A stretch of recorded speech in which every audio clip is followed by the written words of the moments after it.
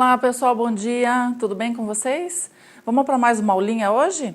Vamos lá para a aula 12 da frente A, apostila 3, né? A gente vai continuar falando da membrana plasmática. Lembram da aula passada, da aula 11, em que a gente viu a estrutura da membrana? E hoje a gente vai falar um pouquinho sobre a fisiologia da membrana plasmática, ou plasmalema. Pessoal, vocês sabem já que a membrana plasmática delimita uma célula e, ao mesmo tempo que protege aquela célula, essa membrana também controla a entrada e saída de substâncias na célula. Vocês sabem também que dentro de uma célula, o meio é diferente do meio externo. Então, há troca de substâncias entre a célula e o meio. Então, vamos lembrar aqui comigo rapidinho nessa imagem a estrutura da membrana? Vocês lembram que ela é composta de uma bicamada lipídica, em que as cabecinhas aqui são fosfolipídio, com as caudas aqui de ácidos graxos, e mergulhado na bicamada lipídica, vocês têm as moléculas proteicas encaixadas, tá? De tempo em tempo, formando aquele mosaico fluido.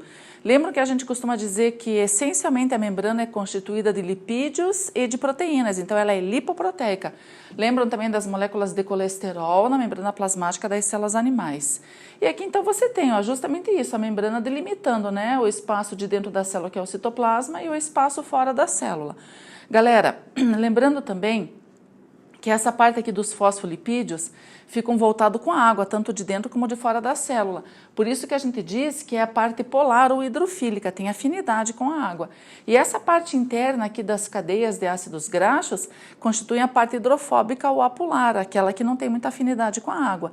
Então isso é importante para a gente entender os tipos de transportes que vão ocorrer entre a célula e o meio através da membrana, beleza? Então vamos ver numa próxima imagem agora, a gente vai falar disso mesmo, dos tipos de transportes.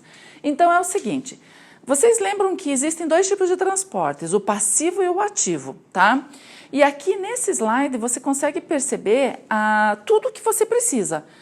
Digamos assim, as características nessas duas bolinhas aqui do transporte passivo e aqui as características do transporte ativo. Uma vez que você entender o passivo, automaticamente você já entende o ativo, porque um é o contrário do outro.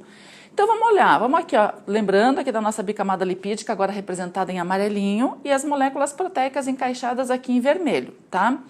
Bom, dentro do transporte passivo existem três tipos. Existe a difusão simples, a difusão facilitada e a osmose. E a gente vai começar a falar da difusão simples. Pessoal, o que é difusão simples? Lembrem-se que é o tipo de transporte passivo. Difusão simples é a passagem de substâncias que se dissolvem na camada lipídica, que passam livremente e rapidamente pela membrana plasmática. Portanto, então, se a gente está falando disso, quais são as características do passivo? Bom, primeiro, diz aqui, ó, a favor do gradiente de concentração. O que significa isso? Significa dizer que as substâncias vão de onde tem mais para onde tem menos delas. Então, vejam lá, a bolinha vermelha representa um soluto, pode ser um íon, pode ser uma molécula, né? Então, veja aqui, ó, tem 3 aqui fora da célula e tem 2 dentro, só representativo. Então, vejam o sentido da seta, que esse soluto está entrando, de onde tem mais para onde tem menos dele, tá? Então, vai do meio sempre hipertônico para o meio hipotônico. Isso significa a favor do gradiente de concentração e a célula não gasta energia para realizá-lo. Então, você percebe aqui, vamos dar um exemplo para ficar mais concreto isso. Vamos pensar nos gases respiratórios, oxigênio e gás carbônico. Se eu perguntar para você por que o oxigênio entra no organismo, você vai me dizer, porque senão a gente morre, né, professora? Por que o gás carbônico sai? Claro que tem que entrar, porque a gente sabe que vai ser usado na respiração celular aeróbia, e lógico, porque senão a gente morre. Mas em termos de concentração, por que o oxigênio entra? Porque tem mais no ambiente do que dentro do nosso corpo. Como assim? Porque quando ele entra na célula, ele vai sendo usado na respiração celular aeróbia lá, finalizando a água no final das contas, né? Então, tem mais fora do que dentro. Então, ele atravessa livremente a membrana plasmática, tanto dos alvéolos, para ir para a corrente sanguínea, se ligando às hemácias, como para penetrar no interior das células, tá? E o gás carbônico vai fazer sentido contrário, ele vai de onde tem mais, que vai ser dentro da célula, para fora. Por quê? Porque as nossas células, nós temos trilhões de células produzindo muito gás carbônico. Então, a célula gera tanto gás carbônico que fica concentrado. Então, ele vai sair livremente por difusão simples, através da dupla camada lipídica, de dentro das células para a corrente sanguínea, vai até os alvéolos, né, esse gás carbônico, e de lá também se difunde para dentro do alvéolo e vem em sentido contrário para fora, tá? Outras substâncias também que são apolares, que se dissolvem na camada lipídica, que passam com facilidade, seriam álcool, né, passa rapidamente, anestésicos também, né, clorofórmio, éter também passa tranquilamente pela camada lipídica ali. Beleza, gente? Então vamos lá agora falar de um outro tipo de transporte passivo, que é a difusão facilitada. Pessoal, agora veja uma coisa aqui, né? Facilitada, o nome está dizendo, porque as substâncias vão ser facilitadas, a entrada delas vai ser facilitada por alguma coisa. Essa alguma coisa são as moléculas proteicas. Essas moléculas proteicas, elas formam canais, elas podem sofrer movimento, se encaixam perfeitamente na molécula para fazer um movimento, tá? Então vamos dar uma olhadinha aqui, ó, na bolinha amarelinha, tá? Então, nosso soluto aqui da vez, né? Sempre de onde tem mais para onde tem menos. Esse é o sentido da passagem do transporte passivo, tá? Mas no que difere a facilitada da simples? Porque ambas são de fusão. A facilitada, primeiro, vai precisar de uma proteína da membrana. Essa proteína pode receber o nome de permease, de carreadora, tá? Então, muito bem, vai precisar da proteína, já sabemos disso. Vejam que, por exemplo, a molécula de água, tá? A molécula de água a gente teria muita dificuldade para passar por aqui, porque a água não se dissolve no lipídio. Então, ela precisa de um canal de proteína própria para passar, que são as aquaporinas. Então, ela vai passar rapidamente pelo canal, tá? Pela membrana ali, ela passa com muita dificuldade, muito lentamente. Bom, então, essa molécula aqui, ó, vamos representar o seguinte. Quando nós nos alimentamos, as proteínas são digeridas a aminoácidos, os lipídios são digeridos a ácidos graxos e álcool. Que mais? Os carboidratos são digeridos em glicose, o DNA, os ácidos nucleicos, são digeridos em nucleotídeos. Esses tijolinhos, essas substâncias, vão precisar de proteínas transportadoras para entrarem na célula. E vejam, elas estão indo de onde tem mais, que é, você acabou de se alimentar, está no seu intestino, passa para a corrente sanguínea, está assim na corrente sanguínea, vai ter que entrar na célula para ser gasto, para te dar energia. Então, essas substâncias vão ser passadas através dessas proteínas na membrana também. Então, aqui o nosso soluto poderia ser a glicose, os aminoácidos, íons, diversos tipos de íons que não têm facilidade para passar pela dupla camada lipídica, algumas vitaminas, né? Esses nucleotídeos, todos esses tijolinhos aí que a gente comentou com vocês, vão passar por canais ou se comunicando aqui com a proteína faz o movimento e coloca para dentro da célula, tá legal? Tudo bem, então, gente? Difusão facilitada, as proteínas na membrana facilitam a passagem de íons, de moléculas de solutos através da membrana. Tudo bem? Sempre de onde tem mais, para onde tem menos, sem gasto energético. Tá, e tá faltando um tipo aqui de transporte passivo, que é a osmose. A gente depois vai ver numa outra imagem, mas a osmose vai precisar de proteínas, de canais, né? A passagem de água, a água vai passar por esses canais rapidamente, que são as aquaporinas que eu comentei. Também a água vai passar de onde tem mais dela, de onde ela está no meio abundante, muita água, para onde tem menos água, tá? Vejam que quando a gente diz assim, né, para onde tem menos água, se tem menos água é porque está mais concentrado em soluto. A água vai de onde ela está mais abundante, de onde tem mais, se tem mais água tem menos soluto, concordam? Então ela vai passar de lá para um meio onde tem menos água, portanto mais soluto. Então ela passa de um meio hipotônico para um meio hipertônico. Tá? Mas daqui a pouco a gente vê uma imagem sobre isso. Bom, e aqui eu quero terminar esse slide mostrando para vocês o transporte ativo. Pessoal, lembra que a gente comentou que é ao contrário? Então, o ativo, as substâncias vão de onde tem menos para onde já tem bastante. Vamos dar uma olhadinha aqui no quadrado que representa o nosso soluto. Ó, de onde tem menos, ó, o sentido da seta, para onde tem mais. Então, é para lá que ele vai. Bom, professora, é só de dentro da célula para fora? Não, também pode ser de fora para dentro. Então, você sempre vai respeitar isso, que ele vai passar de onde tem menos para onde já tem bastante. Por exemplo, então aqui, ó, contra o gradiente de concentração. Para isso, a célula vai utilizar energia, gasto de energia, e também vai precisar das moléculas permeases aí, ou carreadoras para fazer esse transporte. Vamos dar um exemplo? Esse transporte ativo acontece com vários íons, mas em especial o sódio e o potássio. Então vamos imaginar que aqui seja a membrana de uma célula nervosa do nosso organismo, de um neurônio. Sódio tem grande quantidade para fora da célula. Para manter a permeabilidade da membrana, o sódio tem que estar em excesso para fora da célula e pouco para dentro da célula. É claro que constantemente o sódio vai passar por difusão simples, tá? Ou difusão facilitada, ele vai passar de onde tem mais para onde tem menos. Vai acontecer o transporte passivo, tá? Mas assim que ele começa a entrar na célula, ele já é bombeado para fora, de onde vai ainda continuar com menos para onde tem mais. Sempre tem que ficar muito mais sódio para fora da célula do que dentro.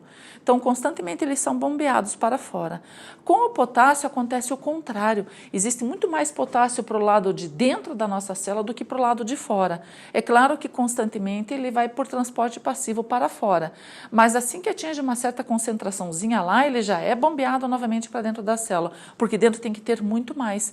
Então percebam que esses íons, além de fazerem transporte passivo, eles também fazem ativo. Tá legal? Muito bem. Então aqui, ó, tudo que você precisa saber, tá? De olho aí na sua apostila, nessa parte aqui de transportes, é bastante importante. Vamos ver uma próxima imagem para ilustrar essa questão aí do transportes? A gente percebe um gráfico aqui, pessoal, então assim, ó, sempre que você perceber essa linha, né, tracejada aqui que está contínua, né, ó, a substância A se difunde livremente pela membrana. De quem nós estamos falando? Do passivo, que vai ali principalmente por difusão simples, vai ali pela bicamada lipídica, vai passando que nem o oxigênio, que nem o álcool, que nem o anestésico que a gente comentou, tá? Direto. Agora, percebam aqui a linha, essa curva B. A B já representa aí os transportes que precisam das proteínas na membrana. Porque imagine o seguinte, a hora que aquelas proteínas na membrana estiverem todas cheias de soluto, tá? Estiverem todas ocupadas, digamos assim, ou saturadas, a velocidade vai se manter constante, né? Até que o soluto termine de passar, até que a carreadora ou a permease fiquem livres novamente. Então, por isso que fica aqui uma curva constante, quando atinge esse ponto de todas estarem ocupadas, tá bem? Então, é fácil de você aí saber diferenciar o transporte passivo do ativo. Tranquilos? Bom, muito bem. Vamos lá para um próximo slide agora. A gente vai mostrar para você... aqui não é tão importante essa parte da aula, mas só para você entender o seguinte, existem solutos que são passados de uma única vez, né, se encaixam na molécula proteica e ela faz a passagem. Então aí seria, todos esses casos aqui de moléculas carreadoras, então nós estamos falando aí da difusão simples, da difusão facilitada ou até mesmo do transporte ativo. Então seria o uniporte, tá? Esse transporte acoplado é o seguinte, existem moléculas, íons, solutos que precisam estar junto com outras moléculas para poderem passar na mesma direção, tá? Como se uma dependesse da outra para passar. Então esse seria o transporte simporte. Sim é unido, grudadas, moléculas juntas. E aqui no antiporte, ó, contrário, né? Enquanto que uma molécula vai entrar, a outra pode sair pela mesma proteína carreadora, tá? Então é só isso aí. Vamos ver a próxima? Na próxima a gente vai falar para você do seguinte. Aqui uma questão de alterações no volume celular da célula. Vejam como é importante que a célula se mantenha num meio adequado. Vamos começar aqui na parte de cima com células vegetais. Então, vamos dar uma olhadinha nessa célula vegetal aqui. Essa seria uma célula vegetal que está normal. Esse normal a gente pode usar o termo flácida, isso significa que ela tem uma quantidade de água equilibrada dentro, ela está mais ou menos semelhante ao meio de fora, então a água que entra, a água que sai, tudo dentro de um certo equilíbrio. Vamos promover um desequilíbrio para essa célula vegetal, tá? E você pode fazer isso na sua casa. O que a gente vai fazer aqui? Nós vamos mergulhar a célula vegetal num meio hipertônico, hiper é muito, muito concentrado. Então, imagine que você pegue lá a salada de alface, por exemplo, coloca lá numa bacia lá, num recipiente qualquer, e aí você põe lá óleo, né? Vai fazer o teu tempero lá que você gosta, mas você enche de sal, você erra na mão lá e põe um monte de sal. O que vai acontecer depois? Mais ou menos ali você pode marcar uns 10 minutos. Você vai perceber que aquela alface vai começar a murchar. Ela fica bem escura, fica molenga, né? Então ela está perdendo toda a água que está dentro da célula. Então, células vegetais em soluções hipertônicas, elas perdem água, pessoal, para o meio. Lembra da osmose? Então, é isso que a gente está falando aqui para você. A água vai de onde tem mais, que era dentro da célula. Você encheu de água fora da célula, na superfície. Então, a água vai de onde tem mais água para onde tem menos, que é na superfície, ou seja, tem mais soluto. Está concentrado de soluto, por isso que é um meio hipertônico. E é para lá que a água vai. Lembre-se sempre da nossa frase lá, sal puxa água. Lembram da história da lesma, né? Eu conheço um rapaz chamado Isaías que colocava sal na lesma. Não façam isso, tá? Então, o salzinho na lesma, o que você vai causar lá? Uma solução hipertônica. A água que está no interior dela vai sair, né? Vai para fora, as células murcham e o animal morre desidratado violentamente. Então, você está provocando soluções hipertônicas. Então, com os vegetais aí é fácil de você realizar. A alface já está morta, então pode fazer. Com a lesma, não, tá? Então, nem com a lesma, nem com a minhoca, nem com o sapo, nada disso. Vamos respeitar aí os seres vivos. Ó, estou de olho em vocês, hein? Nada de ir lá pegar a lesma no quintal e judiar da coitada. Então, aí nós estamos fazendo a célula murchar. Galera, célula plasmolizada. Plasmólise é o fato dela murchar, né? O fenômeno aí se chama plasmolizada, as células murcham, tá? Então, muito bem. Vamos dar uma olhadinha no contrário? Se a gente colocar uma célula vegetal num meio hipotônico, o que seria esse meio hipotônico? Vamos imaginar, porque dentro da folha lá da alface, da salada lá, as células possuem uma certa concentração, você sabe disso, lá nos seus vacúolos de suco celular. Ela vai ter lá água, vai ter sais, né? Vamos mergulhar essa folha de alface agora em água destilada. Você compra um pouquinho de água destilada lá na farmácia, põe lá no recipiente e mergulha as alfaces lá dentro. Bom, minha pergunta para você é, essa célula vai perder água, vai inchar, vai murchar, o que vai acontecer com ela? Aonde que vai estar mais concentrado agora? Agora não é fora da célula, dentro da célula, porque a água é destilada, não tem sais. Então, o que acontece? A nossa água, por osmose, atravessa lá pelos canais, a aquaporina, e vai de fora para dentro da célula. É lá onde está mais concentrado em soluto. Então, essa célula ganha água, ela incha bastante, mas aí nós temos uma novidade, ela não rompe, ela não vai estourar, porque tem a membrana plasmática, que é a parede celular que dá um reforço mecânico resistente para essa célula. Claro, né, além da membrana tem a parede celular. Então, essa é a diferença das células vegetais não explodirem. Então, elas ganham água, ficam bem túrgidas, túrgidas quer dizer bem cheias, mas não vão explodir, tá? Então, vão ficar lá. O que faria uma célula, de fato, desestruturar a parede celular seriam engeadas muito fortes, aquelas temperaturas muito baixas na natureza, que faz com que a água congele dentro da célula, daí quando ela congela, né, aumenta muito de volume, aí racha a membrana, aí é diferente, tá? Mas só em caso de água, não, ela se mantém bem cheia, mas não explode. Muito bem, vamos fazer uma mesma comparação com células animais, e aqui a gente tem as hemácias como exemplo, tá? As hemácias que estão dentro do nosso sangue, que fazem o papel maravilhoso de transportar o oxigênio para todas as nossas células, para todo o nosso corpo, tá? Então a hemácia aqui no seu jeitinho normal, lembrem-se que ela é um disco bicôncavo, ela tem essa concavidade ali justamente para se ligar melhor nas moléculas de oxigênio para fazer o transporte. Vamos imaginar lá na corrente sanguínea que você é uma pessoa que ingere muito sal no seu dia a dia, sal na pipoca, sal na batatinha, come muito embutidos que são concentrados em soluções salinas, né? Então, você está fazendo aí o quê? Deixando a sua corrente sanguínea hipertônica. Lembrando, galera, que o interior das hemácias, elas têm uma concentração de 0,9% de NaCl, de sais, tá? Então, vamos imaginar que você, com esse hábito aí errôneo, tem aí uma concentração salina no sangue de 1,5%, tá? 1,5%, bem maior que 0,9%. Então, você está provocando um meio hipertônico na corrente sanguínea lá no plasma, tá? O plasma, lembrando, tem que ser isotônico com relação às hemácias, tem que também ter 0,9%, tá? Então, você aumentou a concentração do plasma, então ele está um meio hipertônico. O que vai acontecer? As hemácias vão começar a perder água, pessoal. A água vai para o meio onde tem mais concentração de soluto, o sal puxa água. Então, as hemácias começam a perder água, vão murchar, a plasmólise, é o mesmo termo, só que para a hemácia em específico, a gente costuma usar mais o termo crenação. As hemácias ficam crenadas ou simplesmente murchas, pessoal. Vão perdendo água, olha lá, ó, elas não vão mais transportar oxigênio. E aí? Né? Temos um problema, então não pode. Então, por isso a concentração tem que se manter em 0,9% de sais. E o contrário, tá? Digamos que se você aí submetesse as hemácias a uma solução hipotônica, tá? Em que agora as hemácias têm muito mais sais do que o meio. Vamos fazer uma comparação de 0,9 dentro das hemácias e 0,3, 0,4 fora das hemácias. Então a água vai entrar nas hemácias, as hemácias vão inchar e agora, ó, vão explodir. Porque vocês sabem que as células animais não possuem a parede celular, não tem aquele reforço mecânico rígido, né, que dá sustentação. Então as hemácias estouram ou explodem, liberando o seu conteúdo. Isso chama-se hemólise, lise, rompimento das hemácias, hemo de sangue, né, de células vermelhas do sangue.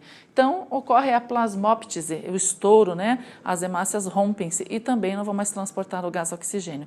Então, percebam a importância, aqui no caso das hemácias, de manterem o seu volume normal, mas elas têm que estar em concentração isotônica, né? O meio tem que ser isotônico, semelhante.